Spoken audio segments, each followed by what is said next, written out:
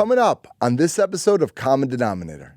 How am I going to impact somebody's life today? How am I going to help somebody that may or may not even know they need help, but give them something that is going to significantly change the trajectory of their life? Hi, and welcome to Common Denominator, where we focus on human connection and what brings us together. I'm Moshe Popack, and today, a journey from addiction to gratitude and paying forward your good fortune. Back in 2001, Ryan Zofay was addicted to drugs and nearly lost his life in a car accident. In fact, he was pronounced dead at the scene. When he woke up from a coma a few days later, he vowed to change his life and has been sober ever since. He's experienced plenty of highs and lows since that day, but now he's healthy and thriving and runs multiple treatment centers to help people on their paths to recovery. Before we chat with Ryan, a quick reminder that if you like the show, please subscribe and follow me on social media at @mpopack. Now, here's my conversation with Ryan Zofay. Enjoy. Hi, Ryan. How you doing, brother? Good to have you. Welcome to Common Denominator. Yeah, thanks for having me. Really, I want to really start the show and go back to kind of the beginning. I'm always a big believer of, the beginning point in life as you're living here is like the rock bottom experience. Sure. So I want to go back to October of 2001. Take us back, set the stage of your story. Yeah, and so it's interesting, between ages of 2 and 7, when our brain is being developed at that time, is when we absorb the majority of our belief systems, which is what we carry on through life, and which is actually how I found myself October 8th, 2001. The model of my world and my experience was what my parents taught me. And so I remember like it was yesterday, I was in the front seat of my best friend's car, and I was up all weekend partying, and I violated probation at this point. And I just remember the mindset I had was just like, you know what, fuck it. I don't really care at this point. This is what my life is going to look like. I don't really care if I live or die.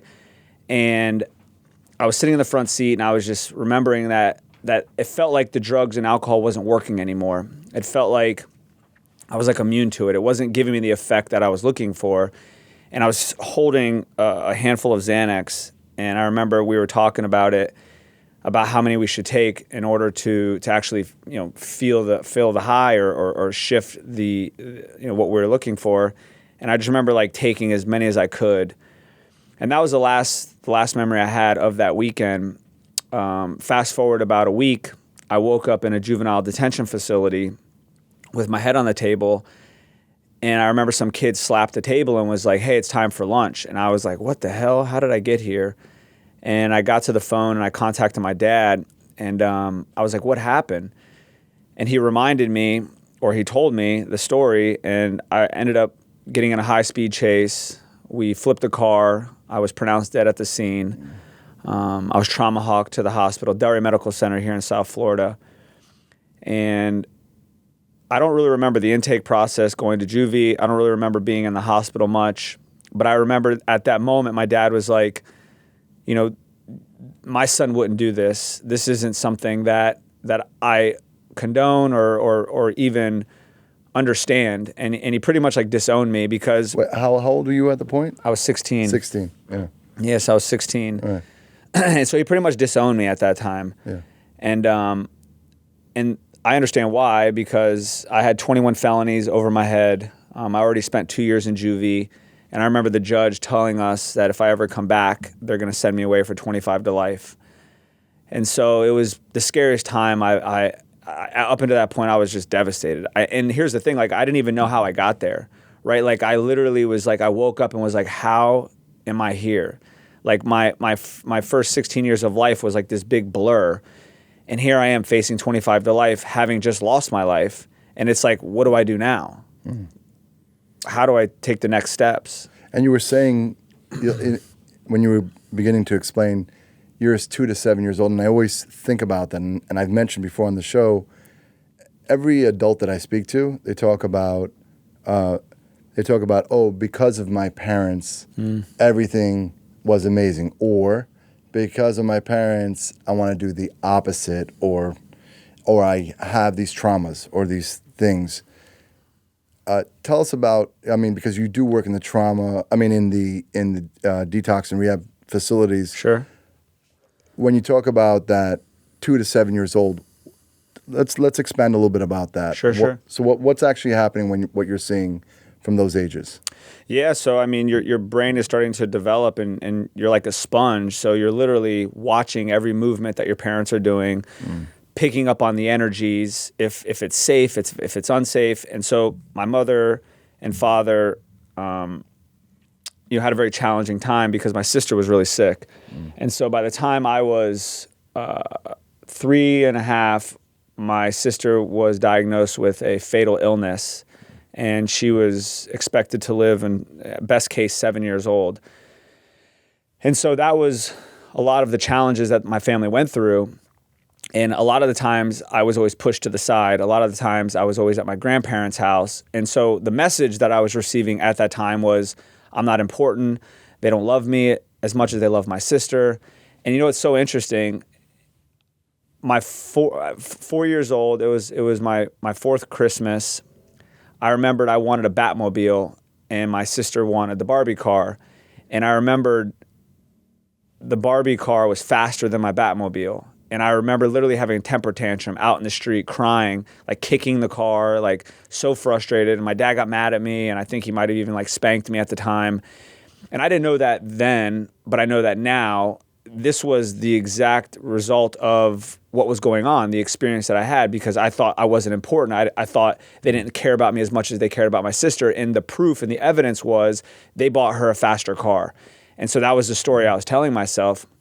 And what I've learned along the way is our mind unconsciously looks for evidence to support its belief systems. And whether that's a disempowering belief or an empowering belief, you pick, your mind is going to look for the evidence. And so that was the evidence that I was looking for, and that proved itself. And so that was definitely, a trying time for us as a family. But again, not knowing, right? I just know my environment, or the product, I'm the product of my environment. And then when I was 5, my sister passed away. Sorry. Yeah. So now we're in 2001, and you're sitting here. You might get, one more time. This is kind of like your rock bottom moment. One more time, you'll end up 25 years in prison. Would you say that was like the moment where you said, you know what, I'm done with drugs and alcohol? Like, I guess your rock bottom moment. It was definitely my rock bottom moment for sure. And what I believe at that time happened for me was I had no choice but to surrender. There was nothing I could do, literally nothing I could do. All of my hopes or potential outs or anything was completely gone at that point because of what the judge told me.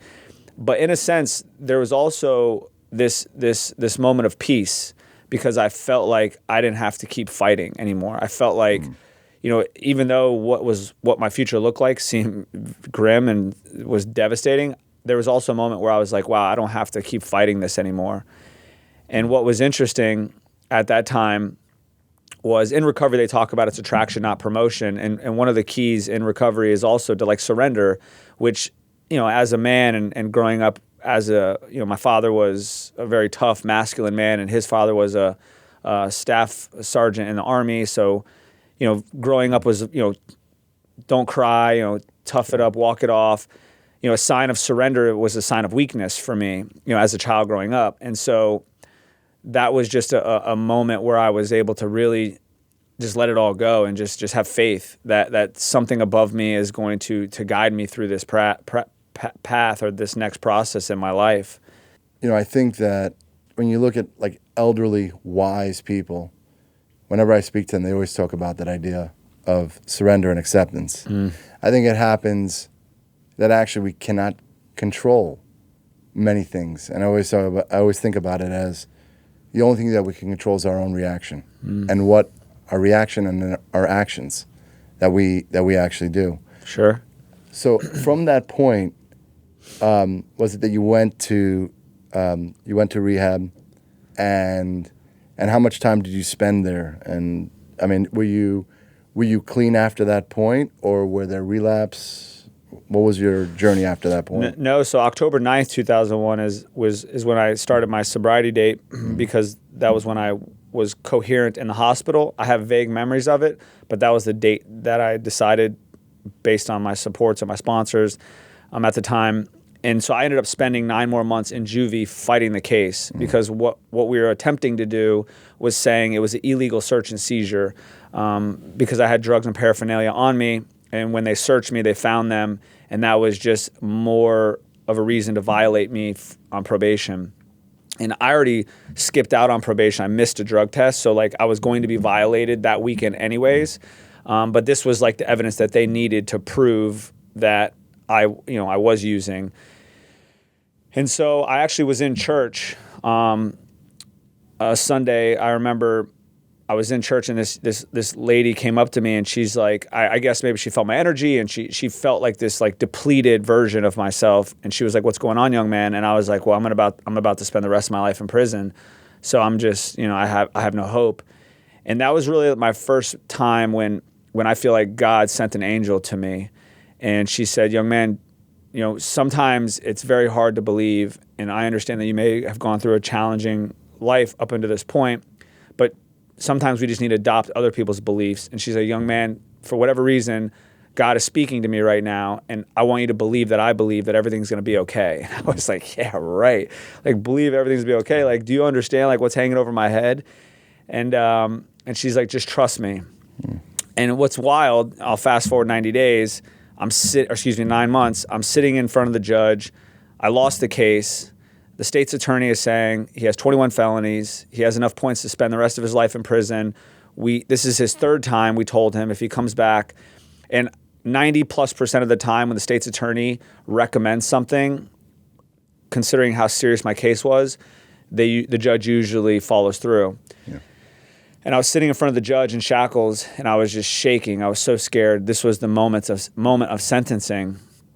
And for whatever reason, there was this little voice inside my head that was like, "You're going to be okay. You're going to get through this." And I was just like, it was like baffling to me because when the judge sentenced me, it felt like a 10-minute pause. It was probably a minute, but he's like, for whatever reason, something in my heart is telling me that sending you to prison for the rest of your life is not going to do you any justice. And I'm going to give you one more chance. Wow. Because at this point, if you don't take the recommendations, you'll be an adult anyways. Your charges transfer over. You're immediately going to do 25 to life. And I was just like, holy crap. I couldn't believe. But that moment in church was like, wow, God is real. There is something above me. Do you find faith is a big part of sobriety? I know you have facilities. We'll get into that. But, Sure. I guess a belief in something greater. Do you find that that's part of the process? Yeah, that's the design of the 12-step program. The purpose is to develop a relationship with a higher power. Some people call it God, some people universe, divine, source, Mother Nature, something above you. And that's usually the journey of any healer, right? Is like once you identify that it's not about me, it's about those around me, it's about those I can impact, and I'm serving a higher purpose, life starts to unfold for you. Life starts to align for you. And that was my experience.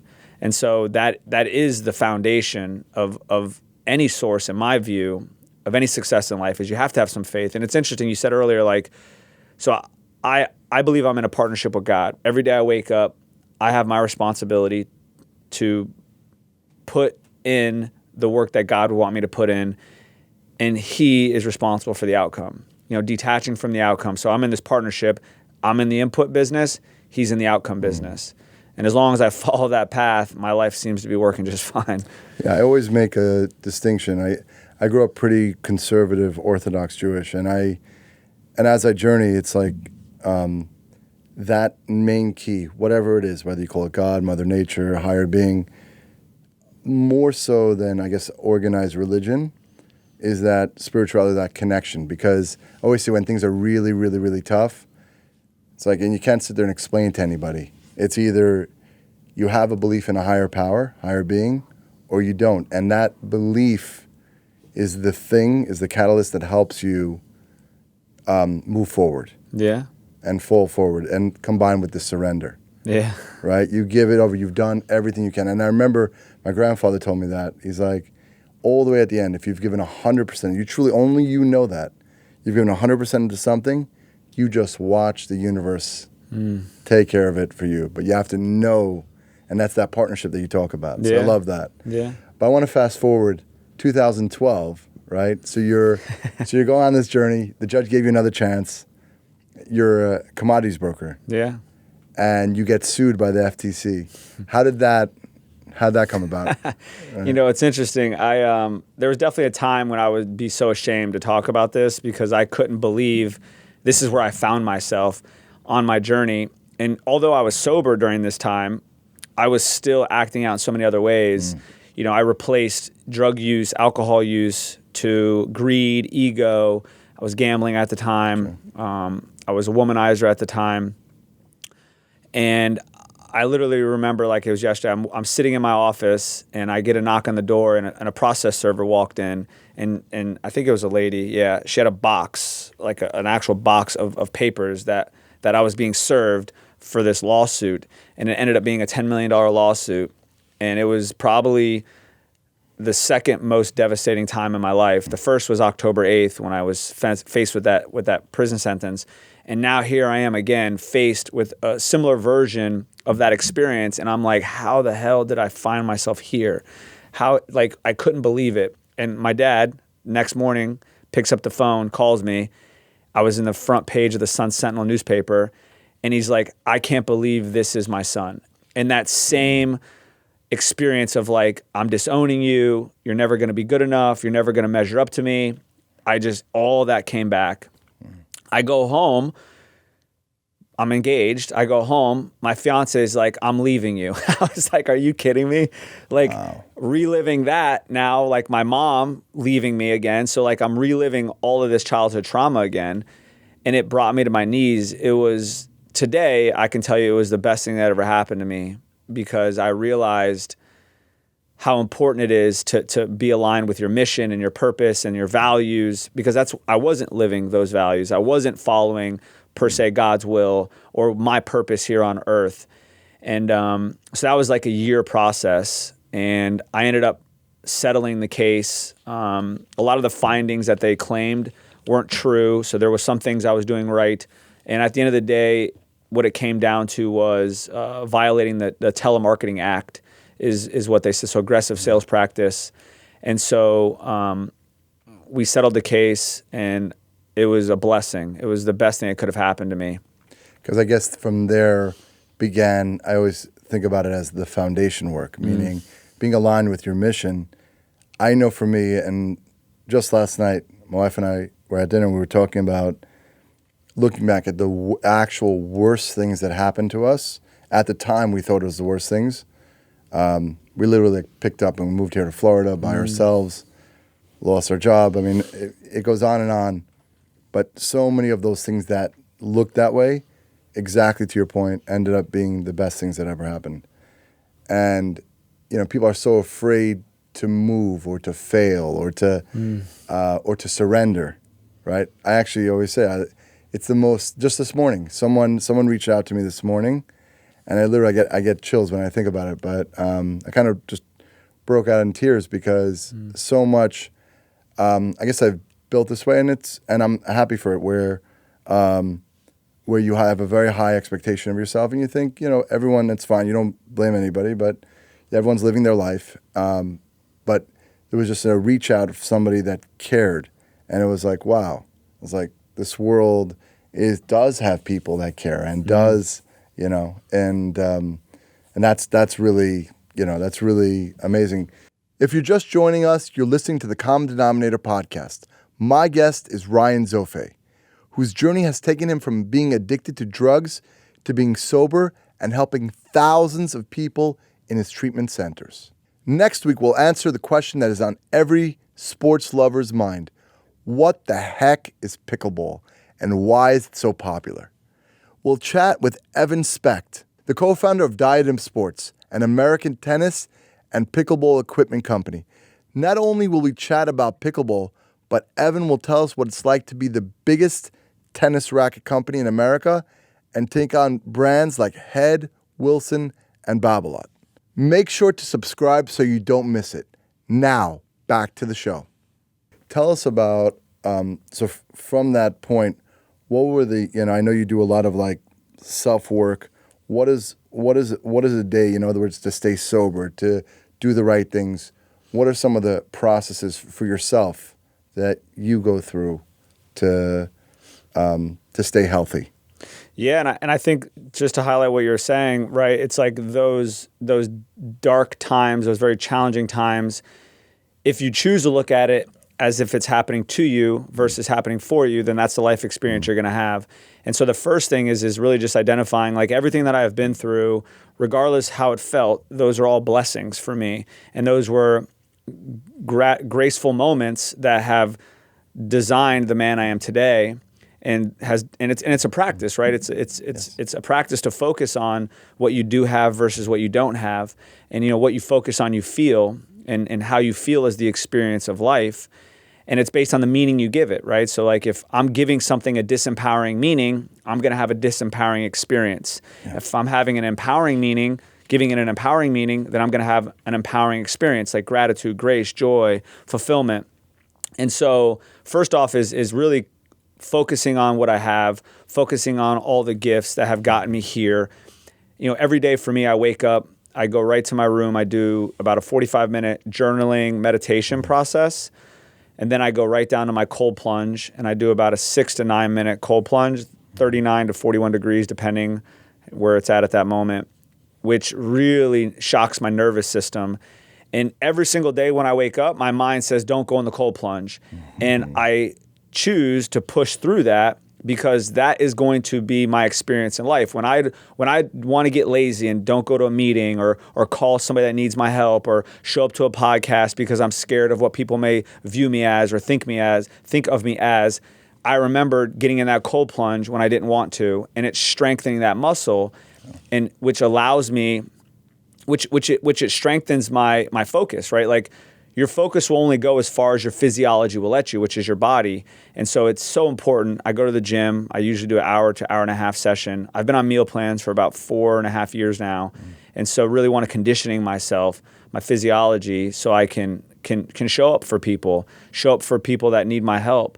And I have to fill up my own cup first, right? I have to feed my mind with positive thoughts, positive affirmations, positive incantations, and literally set my day to serve. How am I going to impact somebody's life today? How am I going to help somebody that may or may not even know they need help, but give them something that is going to significantly change the trajectory of their life?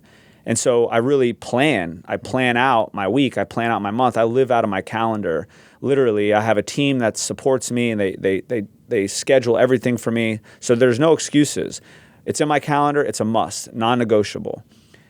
I really love that because, first of all, the starting of the day, and for me, I noticed that was the hardest thing, the pen to paper. When you're talking about you're spending 30, 45 minutes journaling, meditating, to begin to connect, whether it's prayer, meditation, but sometimes it could be the night before when you're lying in bed, when you're relaxed, because that I always say that was the hardest thing, just writing that down. Yeah. And that's your accountability. Yeah. That's your truth. As I say, that's your north. I love that. Right? That's because nobody, but sometimes there were certain things that I had in my mind for months. It was just me. I'm writing to myself. For me to take the pen and even write it down was just so difficult. I love that. But big advocate, big advocate of that. And then pushing yourself, you talk about the cold plunge, pushing yourself into spaces where you're uncomfortable. Yeah. Always pushing your limits, and then your team holding you accountable. Yeah. All super important. And but people don't, and I want to express this because professionally, you're on track to do, you have 9 facilities. You're building a couple more facilities of treatment centers. Yeah. And it's amazing. You're going to, in 2023, probably break over $100 million. Yeah. And, and you probably just sit there and you're just like in amazement because I see just from your energy, I'm sitting across from you, you live in just gratitude every day. So I recognize that. Tell us a little bit about about these facilities that you run. Are they all here in Florida? No. So we're in 5 states. We're in South Florida, New Jersey, Texas, Washington State, and California. And it's interesting, man. Everything that you're talking about is the core reason why the business side of what I'm doing is aligned. I have to work on my internal world before I can work on my external world. And if I'm aligned emotionally, then I'm going to be able to take on the responsibility that it takes in order to scale a business. Because at the end of the day, it's all about relationships, right? I have 450 employees. Everybody wants to be led. Everybody wants to be on track or be on a path that aligns with their values and their morals. And so I've built a culture that mimics or models the very path that I'm on, which I've adopted from my mentors, Tony Robbins, Ed Milet. I have a couple other coaches that have guided me on this journey, on this path. And it's all about serving the third dimension of a relationship, which is your needs or my needs. So every single day I'm selflessly asking myself, how can I give my employees, my team, an experience, a career, a lifestyle that is better than anywhere else? And so that is like my obsession. And through that, I've been able to establish an unbelievable team that would literally run into a burning building for me as I would run into that burning building for them. And through the course of the last 10 years, all doing my own personal work, all healing my internal traumas, shifting my perspective, coming from a place of gratitude, we've been able to attract a ton of investors that love what we're doing, are aligned with our mission, that loves that we're helping. I think this year we're on pace to serve 10,000 drug addicts, alcoholics, or those that have mental health illnesses, and which I'm so proud of. I can't believe that this is where my life is today. And because of that, we currently have 4 facilities that are operating. So we have 2 in South Florida, we have 1 in New Jersey, 1 in California that are currently operating. We have 1 that's opening in Washington State in the next 45 days, and then we have 1 in Texas that's opening in the next 3 to 4 months. And it's all because of the team and the community and the family that we've built. And it's wild. You say, you throw the numbers out there. It's kind of funny, like hearing it, because like I don't even think about that. Like, it's tremendous, yeah. It's just wild, man. So thank you for that. Yeah, no, for sure. And if there's any people that are planning to start a business or CEOs, being aligned, being accountable, I even think, when I started that, even in my personal life, in my marriage, and in my business, hearing the truth, knowing the truth, spending your days every single day towards that truth is the only thing which is going to be really filling you. Sure. Right? Being in service. Right? All the other things, immediate gratifications and things, all that's all noise. Yeah. I really, you've been there, you've gone that, you've tried that. I sit across the table from you and I really understand exactly where you're coming from. So it's just like, it's really warms my heart to hear your journey, hear your journey. I have a few friends that have journeyed like you. I have, and whenever I'm around like-minded, it really means a lot. And so what do you see in the next 5 years, 10 years? Like, what do you see personally, professionally? Thank you. So it's interesting, like every single day I wake up, I have a choice to be a victim or I have a choice to take responsibility. And yes, although I may have been through some challenging times, for a very long time, I played that victim role. And being a victim today in society is actually a strength, because if you're a victim, people tend to come rescue you, and that's the type of people you'll attract. And so once I take responsibility for myself in all areas of my life, like you're mentioning, relationships, friendships, professionally, spiritually, I attract a different type of clientele, a different type of person to me. And I start to build this community of people like-minded, and I honor and appreciate what you're doing here. And thank you so much for inviting me on your show. I also feel that we are aligned. There's like this unconscious spoken, like as I'm looking at you, like I feel you and I know what you're saying, and I definitely see that we're aligned, and I really appreciate that. And so for me, it's really, it's crazy. I set my goals so high. I want to help 1 million people a year. That's my intention. That's my goal.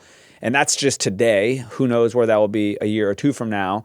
And so really getting the message out there there was a time in my life when I was so scared to tell people about me or who I was or what I'm doing or what I've been up to, because I was so ashamed that they may judge me or they may not appreciate me or love me for who I am.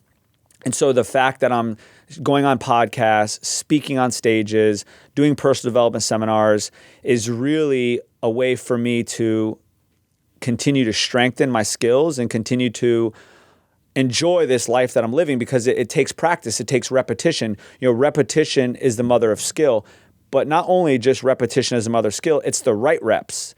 And you have to put yourself in the right environments and put yourself around the right people to guide you and support you on that journey. And so I have mentors in my life that are practicing a lifestyle that I'm not currently practicing, but it's what I'm working towards. Yeah. And I just continue to set the bar and set the standard. We teach people how to treat us. And so if I have low standards, then I'm going to allow people that have low standards into my life.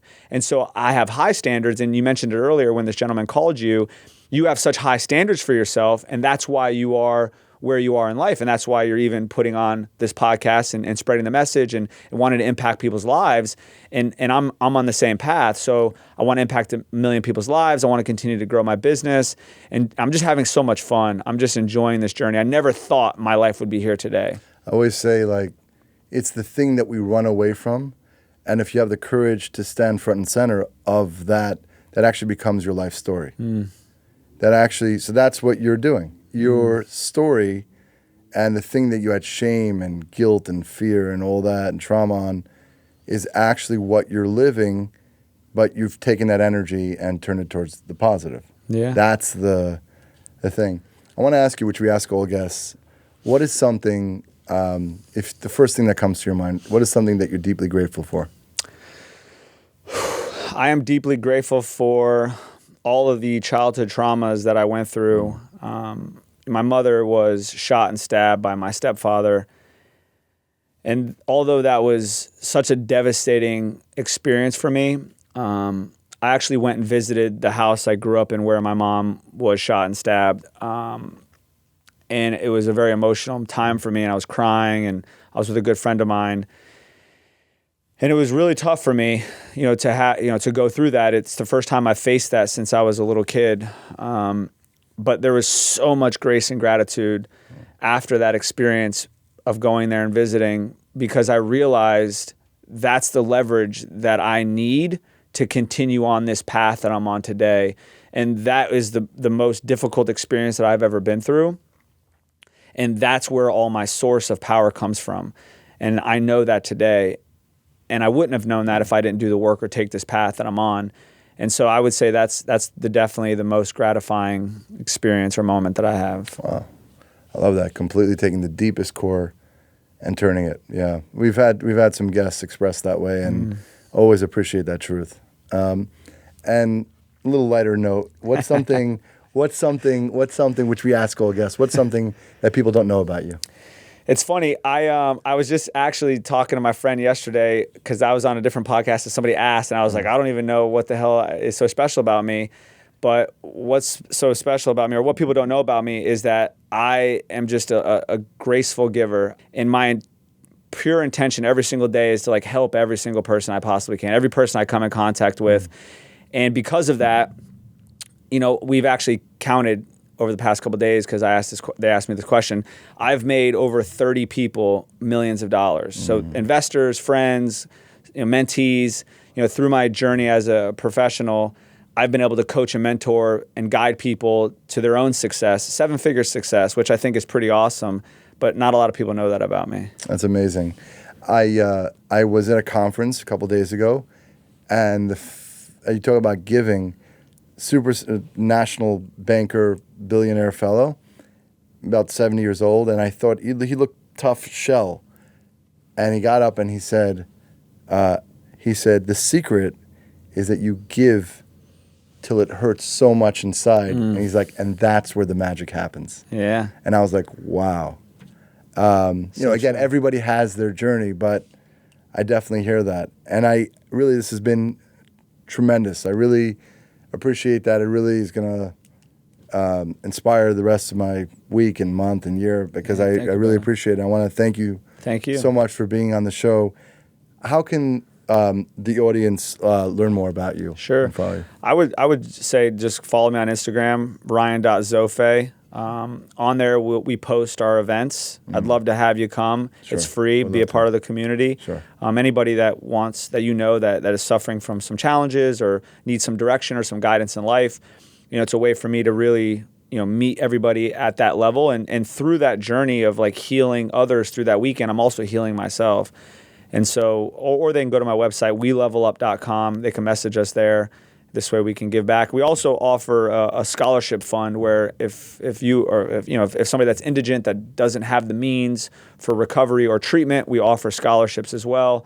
So reach out to us if you need a scholarship. We'll find a way to help you either through ourselves or a referral partner. We'll get you a bed if you really want this sobriety journey. And so, yeah. Thank you so much, Ryan. Thank you, brother. It's been amazing. Thank you, brother. Thank you so much. Hope you enjoyed my conversation with Ryan. Next week, I'll speak with Evan Specht, the co-founder of Diadem Sports, an American tennis and pickleball equipment company. He'll tell us why pickleball is taking America by storm and how he's hoping to revolutionize the future of American tennis. Please subscribe to the show so you don't miss an episode and follow me on social media at @mpopack. Have a great day, and I'll talk to you again soon.